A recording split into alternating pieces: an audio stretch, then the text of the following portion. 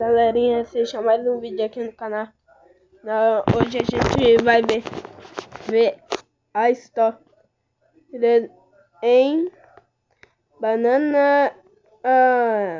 Não entendi direito aqui, mas você vai comemorar o aniversário com sua família em um show de bonecos animatrônicos, mas uma atualização mal sucedida transforma os personagens em máquinas mortíferas, atacando tudo pelo estúdio de televisão, ao melhor estilo Five Nights at Freddy's. O que você faria? Você conseguiria sobreviver a essa situação? Nesse vídeo derrotando filmes, nós vamos acompanhar o pequeno Harry e sua família fugindo dos animatrônicos assassinos, e eu vou apontar os erros cometidos por eles, o que você não deveria fazer, e tentar tomar maior decisão para derrotar o Banana Splits. Começamos pela abertura do Banana Splits, uma série infantil com 4 animatrônicos: Friggle, Bingo, Hooper, Snorky e Steve, sendo esse último o único humano do elenco. Enquanto o programa está rolando na televisão, Beth Williams está em casa cochilando no sofá, até que desperta assustada com um fantasiado de elefante. Logo, ela percebe que seu filho Harry e o leva de volta para a cama. Depois de sair do quarto do garoto, Beth passa onde Austin, seu filho mais velho, que finge estar descansando, mas ela puxa sua coberta e nota que ele tinha acabado de chegar. Austin justifica que tinha maior de idade, porém Beth não compensou desculpa para ficar fora de casa tão tarde da noite. Por isso, ela fala que não vai se repetir e Beth sai ligando boa noite. Na manhã seguinte, Beth recebe a notícia de que Duncan, o único amigo de Harry, ficou gripado. Por isso, não irá ao passeio de aniversário do garoto, como se isso fosse verdade, né? Harry já parece estar bem doidinho pra continuar gostando desse tipo de show, e os seus amigos também. Por isso, eles acabam usando esse tipo de desculpa para não precisar ir. Mas, instantemente, o marido de Beth chega na varanda. Ela confessa sua preocupação em quem chamar para fazer companhia ao filho, enquanto vão à gravação dos Banana Splits. E Mitch sugere que podem dar um ingresso para qualquer outra criança. Em seguida, ele entra na casa e joga o próprio filho para gostar daquele programa infantil. Depois disso, Mitch vai tomar banho, enquanto ouve a água do chuveiro cair. Austin entra no quarto do casal e pega 20 pratos escondidos, mas Mitch o surpreende perguntando o que estava fazendo. Austin então dá uma desculpa qualquer e retorna a sair. Em seguida, os Williams se reúnem ao redor da mesa. Harry assopra as velas e Austin é o primeiro a dar presente pro irmão, que é uma varinha de ferro que aumenta de tamanho. Depois, Mitch mostra os 5 ingressos para os shows animatrônicos, como se tivesse sido ideia dele, mas na verdade foi Beth que comprou os ingressos. Harry agradece ao pai com um abraço, mas ele repreende o garoto por já estar grande demais para aquilo. Então, Harry pergunta quem iriam levar, já que Duncan está doente, e Beth diz que já chamou sua amiga Zoe. Passamos para a menina discutindo com sua mãe, pois apesar de ter sido convidada, ela confessa que não gosta de Harry e muito menos dos Banana Splits. Porém, a mulher insiste que ela vá para ser gentil com o rapaz. Mais tarde naquele dia, a família Williams chega aos estúdios Taft, em segurança para o veículo, pedindo a identidade de Mitch, e Harry aproveita para perguntar se o agente conhece os Banana Splits. Então o homem responde que as outras animatrônicos vagam pelos estúdios de forma sinistra. Harry acredita na segurança, mas Mitch decide conversá-lo. Bom, provavelmente é só uma brincadeira de segurança, mas por serem animatrônicos, qualquer um que já jogou ou escutou um pouco de FNAF já ficaria muito preocupado com a afirmação de segurança. Após serem liberados, eles vão para o estúdio 1, o complexo mais distante e íntimo daquele lugar, que conveniente, onde Paige, uma das produtoras, sai para recepcionar os espectadores. Na fila, sim, tem uma fila. Vemos a jovem Parker e seu pai Jonathan, além do casal Ted e Pop, dois superfãs do programa, que estão fazendo uma live para 200 seguidores. O que é um pouco estranho, um casal sem filhos fazendo uma live no monte de crianças. Paige informa que não é permitido celulares durante a gravação. Por isso, Ted acaba entregando seu aparelho, mas Pop fica por outro escondido. E parece que Paige apenas decidiu ignorar o outro aparelho, pois Pop fala praticamente na cara dela que está escondendo o celular. Depois disso, os 4 animatrônicos chegam em um banana bug e Harry, empolgado, se mete na frente deles. Mas por sorte, os bonecos param o carrinho antes de atropelar o garoto. Beth então puxa o filho. Os animatrônicos seguem para os bastidores e Harry estranha o comportamento deles. Momento em que confessa que Stork é o seu favorito dos 4, o que já deve se imaginar, pois ele estava com uma fantasia de elefante anteriormente. Enquanto isso, Mitch está distraído no celular. Beth chama sua atenção e o cara apenas fala que morrer atropelado por um carrinho daquele era vergonhoso. Ok, se você fica tão preocupado quanto eu ao ver esses animatrônicos dirigindo, sinto informar, mas esse não parece um futuro tão distante assim. Cada vez mais robôs realistas estão surgindo por aí. É só você dar uma olhada na Mecha, que assustadoramente se assemelha bastante com humanos e possui algumas expressões e funções muito preocupantes. E também robôs protótipos da Disney usados para acrobacias. Mas deixando essa realidade preocupante de lado, Harry parece ser tão obcecado pelos Banana Splits que ele nem pensa sobre sua segurança ao entrar na frente de um carro em movimento. Não sei se dá preocupar os pais, já que Beth não estava segurando a mão do garoto e Mitch estava no celular em vez de cuidar do filho. Logo, Paige se aproxima para pegar os celulares e Austin tenta flertar com a funcionária, mas percebe que mandou mal e pede desculpas. Ficar sem o celular pode acabar sendo bem ruim se você estiver em uma emergência e precisa ligar para a polícia. Porém, Paige acaba deixando escapar que os celulares ficam guardados no escritório da produção. Enquanto isso, numa sala dos bastidores, Carl, o criador dos robôs, recebe os 4 animatrônicos e por conta do quase acidente, ele decide ajustar o programa de reflexos deles, iniciando pelo Cooper. No entanto, assim que as configurações começam a ser atualizadas, algo dá de errado e surgem códigos vermelhos no visor. Provavelmente, o criador dos animatrônicos teve uma semana de monitoramento que informaria sobre tal erro no código do robô. Se bem que se pararem e reparar na oficina de Carl, a coisa parece ser um pouco bagunçada. Passamos para a Rebecca, a diretora de produção, resolvendo as tendências do show. Andy, o novo vice-presidente do canal, se aproxima dela revelando que cancelou a atração, pois não gosta dos animatrônicos. E esse será o último dia do programa. E eu acho que o último dia de algumas pessoas também, se é que vocês me entendem. No palco, Paige recepciona os convidados e informa que quem tiver um ingresso marcado com estrelas do verso poderá ficar para conhecer o elenco depois da gravação.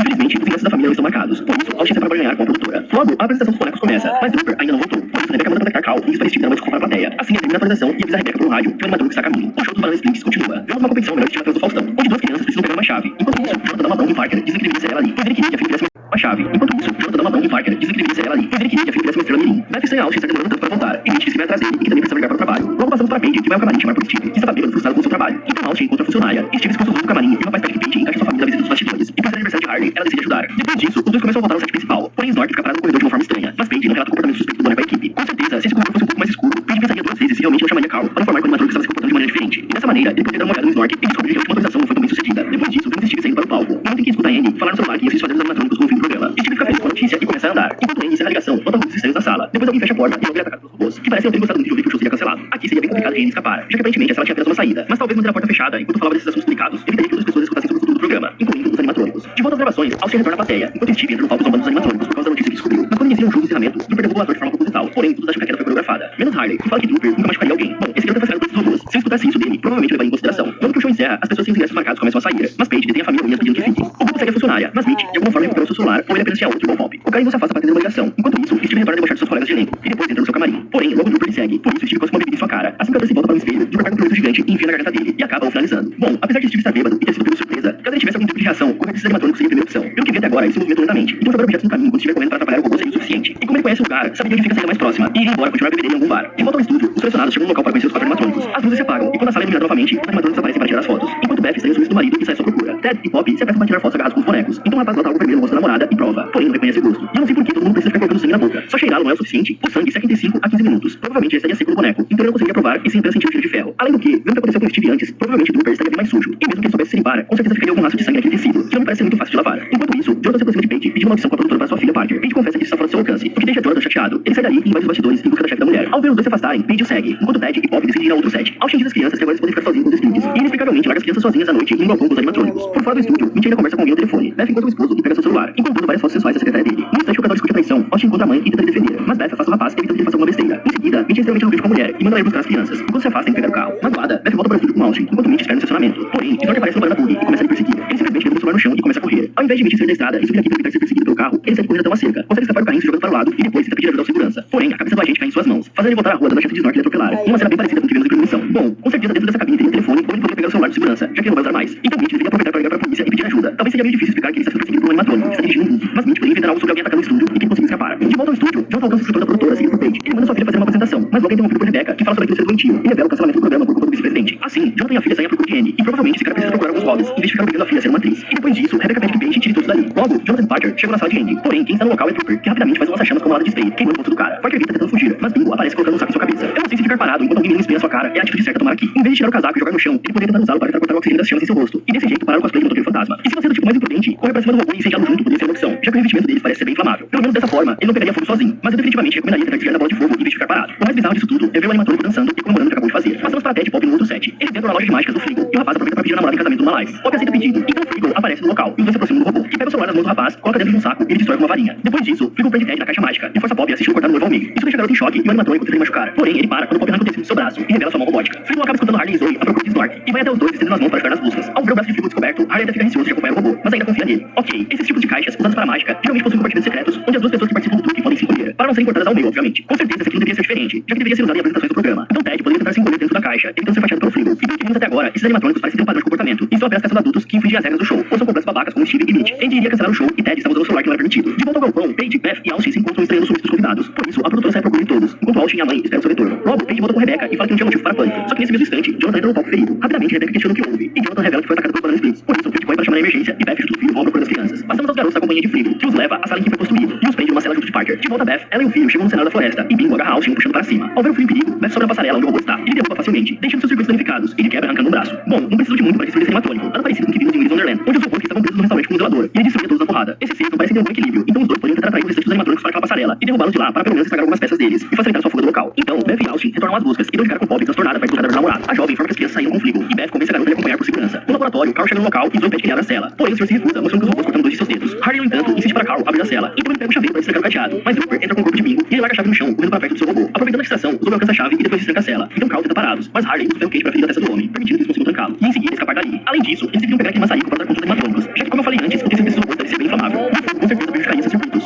Paul novamente e tenta trancar Jonathan sem se preocupar com nada à sua volta. Até que Frigo aparece e ela se aproxima do robô parar. Claro que ele não obedece e segura a mulher pelo pescoço. Então Rebecca arranca os olhos do animatrônico e tenta correr. Porém, Frigo faz cair quebrando o nariz. Enquanto isso, Paige envia um alcança a sala de produção, tenta ligar para a emergência, mas está sem sinal. Então a jovem pega o celular para se comunicar, mas todos já foram destruídos pelos robôs. Porém, o estranho é ela não conseguir um celular pessoal em seu bolso para fazer a ligação. Até mesmo a Rebecca deveria ter um. Afinal, ela é a produtora do show e sempre precisa estar em contato com pessoas fora do estúdio de gravação. A menos que a empresa tivesse uma política de não usar celulares em trabalho. E volta ao set principal, Jonathan e Rebecca são forçados por Frigo e Rupert a fazerem o percurso da hora da lambança, onde os dois escorregam numa gosma e se machucam ainda mais. Já que essa mulher conseguiu quebrar os dedos no percurso, eu fico imaginando se isso era realmente seguro para as crianças que participavam. Depois que conseguem se erguer, eles chegam à reta final do percurso. Porém, Frigo aproveita a distração de Jonathan para lhe matar enfiando uma chave em suas costas. Desesperada, Rebecca se joga numa piscina de bolinhas para fugir, mas Rupert usa o martelo para esmagar seu rosto antes que ela consiga escapar. Aqui, Rebecca deveria ter aproveitado a chance, enquanto Frigo estava de costas para ela atacando Jonathan e derrubando ele da plataforma, igual Beth tinha feito anteriormente com Bingo. Pois esses animatrônicos parecem serem bem leves, então ela conseguiria derrubar o robô deixando incapacitado. Passamos para as crianças novamente, que entram em um set e são surpreendidas por Snork próximo de uma saída. Zoe cogita usar como robô, até seria uma boa se eles estivessem com uma próximo de uma saída. Zoe cogita usar como robô, até seria uma boa se eles estivessem com uma maçarico. Porém, Harley prefere confiar no seu animatrônico preferido, fazendo uma dança dos bananas splits. Apesar de parecer bobo, Snork acaba acompanhando o rapaz na dança. Ao ver que tinha ele convencido, 6.000 todo mês, só respondendo perguntas faria diferença pra você? Bem, é esse aplicativo.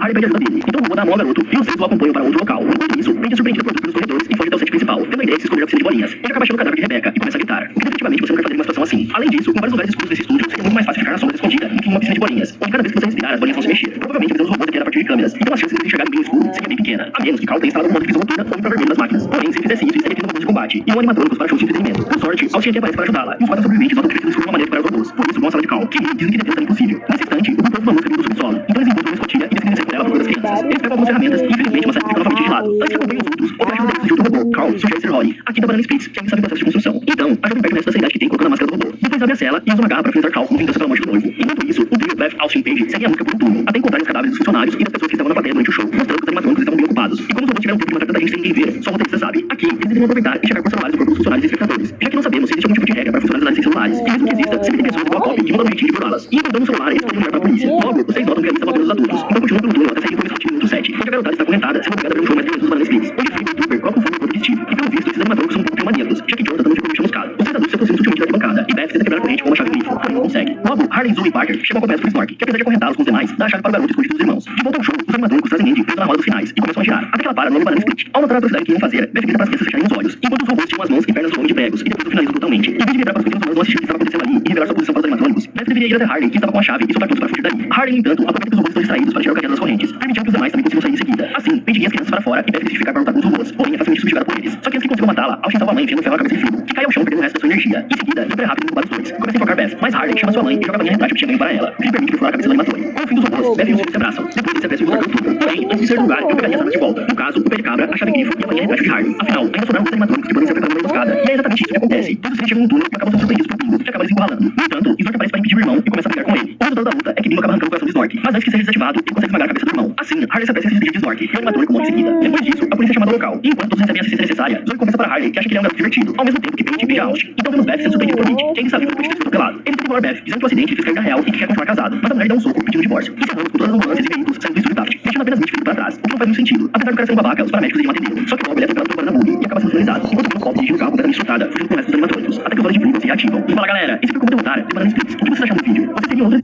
Esse foi o vídeo, pessoal. Deixa o like, se inscreve no canal e